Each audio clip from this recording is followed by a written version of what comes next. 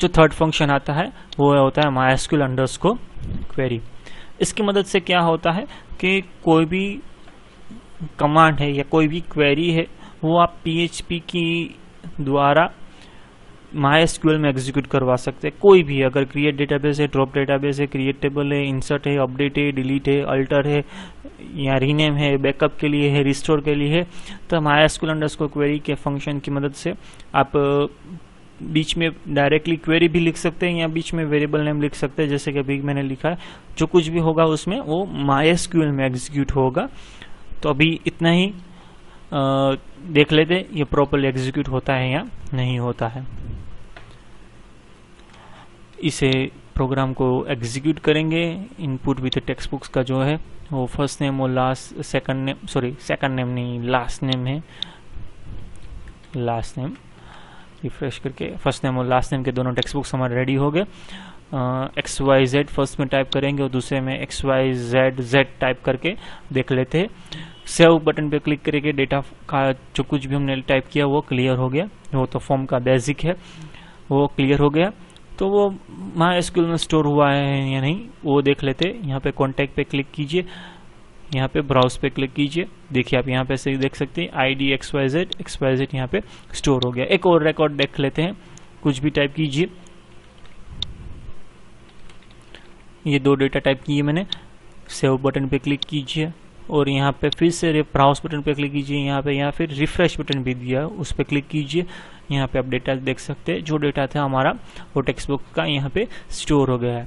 अब दिक्कत क्या हुई है, यहाँ पे स्टोर हुआ है या नहीं हुआ है वो हर बार हमें MySQL में देखना जाना पड़ता है। तो अगर वो देखना न हो अगर आपको, तो PHP का जो मुझे सबसे ज़्यादा पसंद आने वाला जो कॉन्सेप्ट है, एडवांटेज है, किसी भी कंडीशनल पार्ट में स्टेटमेंट अगर आप लिखते हैं, कंडीशनल पार्ट में अगर आप स्टेटमेंट लिखते हैं, अगर स्टेटमेंट वो सक्सेसफुली एग्जीक्यूट होता है तो कंडीशन सेटिस्फाई कंसीडर करेगा PHP, ट्रू कंसीडर करेगा। अगर स्टेटमेंट एग्जीक्यूट नहीं होता है तो वो कंडीशन को फॉल्स कंसीडर करेगा। जैसे कि देखिए यहाँ पे मैंने इंसर्ट का स्पेलिंग जानबूझ के गलत कर डाला।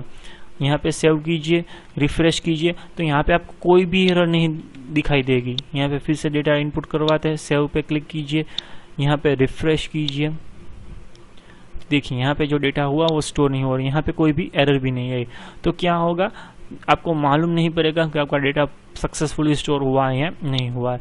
तो अब इसको, ये जो स्टेटमेंट है, एक्चुअली इसे स्टेटमेंट हम बोलते हैं, इस स्टेटमेंट को मैं लिखता हूँ इफ कंडीशन में। इफ कंडीशन में जनरली हम क्या लिखते हैं, if A greater than something और X लेस देन समथिंग और A इक्वल टू समथिंग और समथिंग इक्वल टू समथिंग। कुछ भी हम रिलेशनल ऑपरेटर, लॉजिकल ऑपरेटर, कोई भी एक ऑपरेटर की मदद से हम कंडीशन लिखते हैं। यहाँ कोई भी हम ऑपरेटर नहीं लिखेंगे, डायरेक्टली स्टेटमेंट लिखेंगे। MySQL अंडरस्कोर क्वेरी, अगर ये स्टेटमेंट सक्सेसफुली एग्जीक्यूट हो गया है, स्टेटमेंट क्या है कि PHP की अंदर PHP में जो हमने S वेरिएबल बनाए हैं, उस S वेरिएबल का जो कुछ भी कमांड है वो MySQL में एग्जीक्यूट होना चाहिए। अगर एग्जीक्यूट हो गया सक्सेसफुली तो ये कंडीशन ट्रू होगी। अगर एग्जीक्यूट नहीं हुआ है ये कंडीशन फॉल्स कंसीडर होगी। तो यहाँ पे हम ट्रू के लिए लिखते हैं इको रिकॉर्ड सेव्ड,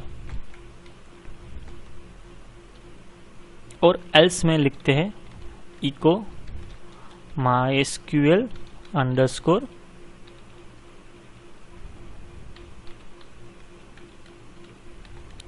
एरर।